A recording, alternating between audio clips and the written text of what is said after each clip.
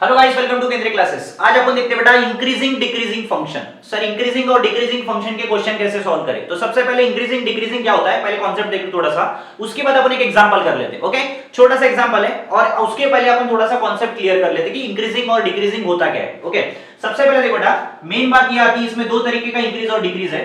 अब यहाँ पे देखो बेटा, आपकी जो वैल्यू होती है ओरिजिन से अगर डायरेक्टली जाती है, कहीं ब्रेक नहीं होती, इसको अपन क्या लेते हैं बेटा, y is equal to F of X. अगर f डैश ऑफ x की वैल्यू ग्रेटर देन 0 किसे बोला जाता है बेटा, जब ऐसा होता है, कहीं ब्रेक नहीं होती है, वैल्यू डायरेक्ट जाती है, तब इसे क्या बोल सकते हैं बेटा, स्ट्रिक्टली इंक्रीजिंग बोला जाता है। क्या बोल सकते हैं बेटा, स्ट्रिक्टली इंक्रीजिंग। जैसे कि कुछ बच्चे ऐसे होते हैं कि घर से निकलती बरोबर ट्यूशन आते हैं, कहीं ब्रेक नहीं करते, जाना आना करते नहीं, उसलिए स्ट्रिक्टली इंक्रीजिंग बोला जाता है, नो ब्रेक। मतलब कुछ बच्चे ऐसे होते हैं। नेक्स्ट दूसरी बात, अब समझो कुछ बच्चे ऐसे होते हैं कि भाई घर से निकल गए, घूम फिर के ऐसे आते हैं ट्यूशन, y इज इक्वल क्या हो बेटा, ये f ऑफ x हुआ, तो इसको अपन क्या बोलते हैं बेटा, f डैश ऑफ x की value greater than r equal to 0। मतलब 0 भी आ सकता है, उससे बड़ी भी आ सकती है, इसलिए इसको अपन क्या बोलेंगे बेटा, ओनली इंक्रीजिंग फंक्शन बता सकते हो। ठीक है, और स्ट्रिक्टली का मतलब ये होता है कि अगर समझो तुम घर से निकले हो तो सीधा कहां जाते बेटा, ट्यूशन जाते, कहीं ब्रेक नहीं होती, मतलब कहीं किधर इधर घूमना नहीं। अब इसमें क्या होता है, आप इधर इधर घूम के जाते हो, इसीलिए उसको अपन क्या लिखेंगे, f dash of x equal to 0, मतलब ब्रेक करके जा रहे हो, स्ट्रिक्टली नहीं जा रहे हो। ओके, और यहां पे क्या होता है, दूसरी बात, डिक्रीजिंग का मतलब क्या होता है, अगर समझो ट्यूशन से निकलते ही बहुत सारे बच्चे सीधा घर चले जाते हैं। ओके, और उसको अपन क्या लिखेंगे, f dash of x is less than 0, मतलब इसको क्या बोलते हैं, स्ट्रिक्टली डिक्रीजिंग बोला जाता है। क्या बोल सकते हैं बेटा, स्ट्रिक्टली डिक्रीजिंग। ठीक है, और यहाँ पे क्या होता है, कुछ सारे बच्चे ऐसे होते हैं कि जैसे ट्यूशन से निकलते बस घूम फिर के थोड़ा कुछ खा के घर जाते हैं, that is called y is equal to f of x। तो ये क्या हो सकता है बेटा, f डैश ऑफ x की वैल्यू क्या लिख लेते हैं, less than r equal to 0 लिखते हैं। Less than r equal to 0 मतलब ओनली डिक्रीजिंग होता है, स्ट्रिक्टली नहीं बेटा, ओनली डिक्रीजिंग। ठीक है, क्योंकि वो ब्रेक होते जा रहा है, डायरेक्टली नहीं जा रहा, उसीलिए इसको ये कॉन्सेप्ट याद रखना बेटा, स्ट्रिक्टली का मतलब डायरेक्ट जाना, कहीं ब्रेक नहीं होना, या 0 से बड़ी वैल्यू आती है, 0 से छोटी नहीं आती। और अगर समझो इंक्रीजिंग का मतलब ये होता है greater than r equal to 0। Greater than r equal to 0 मतलब क्या आता है बेटा, इसमें आपकी जो भी वैल्यू आएगी 0 रहेगी या 0 से बड़ी रह सकती है, बट छोटी नहीं रहेगी, या इक्वल नहीं रहेगी, मतलब इक्वल रह सकती है बट छोटी नहीं पॉसिबल करेगी।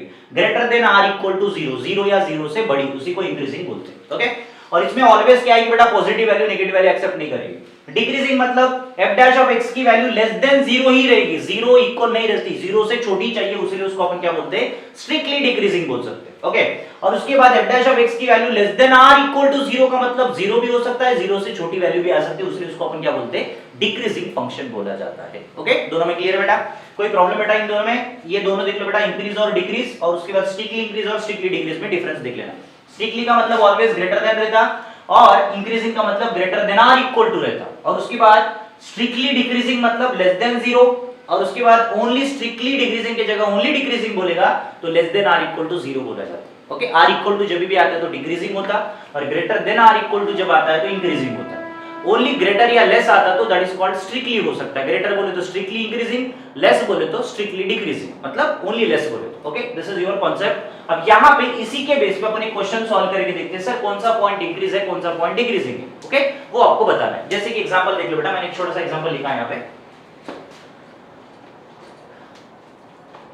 सिंपल सा एग्जांपल है, ध्यान से देख लो, कोई गाय नहीं करना, 2 मिनट के लिए बैठ जाओ बेटा प्लीज, ज्यादा टाइम नहीं लगता बेटा, एकदम सिंपल सा क्वेश्चन है। तो सबसे पहले बेटा इंक्रीजिंग डिक्रीजिंग करने के लिए आपको क्या करना पड़ेगा, डेरिवेटिव करना पड़ेगा। x क्यूब का डेरिवेटिव क्या आता है बेटा आपके पास, 3x स्क्वायर माइनस 12 2 24x और माइनस 144। ओके, तो f dash of x equal क्या कर लेता बेटा, 0 कर लेता हूं। 0 करने के बाद इसमें से क्या निकलेगा बेटा, 3x square minus 24x minus 144 is equal to 0। Common क्या निकालो बेटा, 3 कॉमन निकाल लेता हूं, x स्क्वायर इज इक्वल कितना, 8x। ओके, और उसके बाद 3 टेबल में कब आता है बेटा, 3 4 12 and 3 8 24 is equal to how much बेटा हियर, 0। ओके, 3 इधर जाने के बाद क्या हो जाता, 0। इससे अपन x की वैल्यू निकालेंगे बेटा, x square minus 8x minus 48 is equal to कितना, 0। ओके, अब यहाँ पे स्प्लिटिंग द मिडिल टर्म देख लो बेटा, मल्टीप्लाई किया तो 48 आना चाहिए, ऐड है सेपरेट किए तो 8 आना चाहिए। तो मैं काम कर लेता हूं, 12 4 48, और 12 में से 4 अगर गए तो -12 आ जाता, मतलब -4 आ जाता, -8 आ जाता, सॉरी। ओके, -12x में से अगर +4 निकाल दूंगा तो कितना आएगा बेटा, -8 आएगा। तो इसमें से x कॉमन निकालूंगा तो x -12 आएगा, और +4 कॉमन निकालूंगा तो x -12 इज इक्वल 0। तो आपको पता लग गया बेटा आपकी इंटरवल क्या है, x + 4 और x -12। मतलब x के दो वैल्यू निकले, x इक्वल टू -4 और दूसरा क्या निकला बेटा +2। अब इसको अपन बताएंगे कि इंक्रीजिंग, स्ट्रिक्टली इंक्रीजिंग कौन है और स्ट्रिक्टली डिक्रीजिंग कहां तक हो रहा है। ओके, तो सिंपल सी बात है, देखो बेटा एक छोटा सा ग्राफ बना लेता हूं, आपको इस ग्राफ से ही वैल्यू प्रॉपर पता लगती है, ठीक है ना। तो -4 यहां पे और +12, तो यहां से यहां तक फंक्शन क्या कर रहा और यहां से यहां तक फंक्शन क्या कर रहा और इधर से लेके इधर तक फंक्शन क्या कर रहा। ओके, तो कभी भी ऑल्टरनेट आता है, प्लस माइनस माइनस या माइनस प्लस, ऐसा ऑल्टरनेट आता सेम नहीं आएंगे। ओके, अब आपको ये बताना है इन दोनों के बीच में फंक्शन क्या कर रहा है और इन दोनों के बीच में फंक्शन क्या कर रहा है, या इन दोनों के बीच में फंक्शन क्या कर रहा है। -4 के पहले कौन लिख लेता बेटा -5, सर -5 क्यों लिखे, कुछ भी लिख लो बेटा माइनस इनफिनिटी तक, आंसर सेम ही आएगा।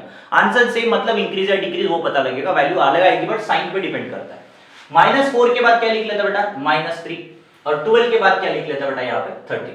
ओके, अब इन वैल्यू को अपन इन दोनों के बीच में फंक्शन क्या कर रहा है वो वेरीफाई कर लेते हैं। अब देखो बेटा सबसे पहले मैं क्या करता, x की वैल्यू क्या पुट कर लेता बेटा -5 पुट करता हूं। कहां पे पुट करना बेटा, आपकी जो x की वैल्यू है ना बेटा वो कौन है, x + 4 और x - 12 इज इक्वल टू क्या बेटा 0। इसमें अगर आप पुट करें तो आपको पता लगता है कि आपका फंक्शन इंक्रीज हो रहा है या डिक्रीज हो रहा है। तो x की वैल्यू -5 + 4, उसके बाद -5 - 12 इज इक्वल कितना 0।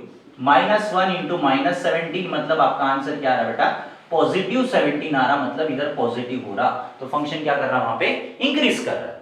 अगर -4 डालूंगा तो 0 आ जाएगा, बट -4 से लेके इंफिनिटी के बीच में ऑलवेज फंक्शन क्या कर रहा है इंक्रीजिंग कर रहा है। ओके, दूसरी बात, अगर x = -3 डालूंगा तो क्या आता बेटा, आपको मैंने ऑलरेडी बताया था, ये प्लस आया तो ये माइनस और ये प्लस आएगा, अगर ये माइनस आया तो ये प्लस और ये माइनस, बाकी सॉल्व करने की गरज नहीं, ऐसे ही पता लग जाता है। तो कभी भी वैसे ही होता है, चेंज नहीं होगा उसमें, ठीक है ना। अब -3 डालूंगा तो कितना आएगा देख लो बेटा, x + 3 x - 12। अब इन दोनों के बीच में फंक्शन क्या कर रहा पता लगेगा आपको ऑलरेडी मैंने बताया क्या होता है वहां पे, -3 - 12 +1 और इधर कितना -15, मतलब आंसर क्या कर रहा है बेटा -15, मतलब नेगेटिव हो रहा है। नेगेटिव मतलब value should be here decreasing, मतलब क्या हो रहा है डिक्रीज हो रहा है। ओके, वो स्ट्रिक्टली मैं बताता हूं स्ट्रिक्टली क्या होता है, ठीक है ना।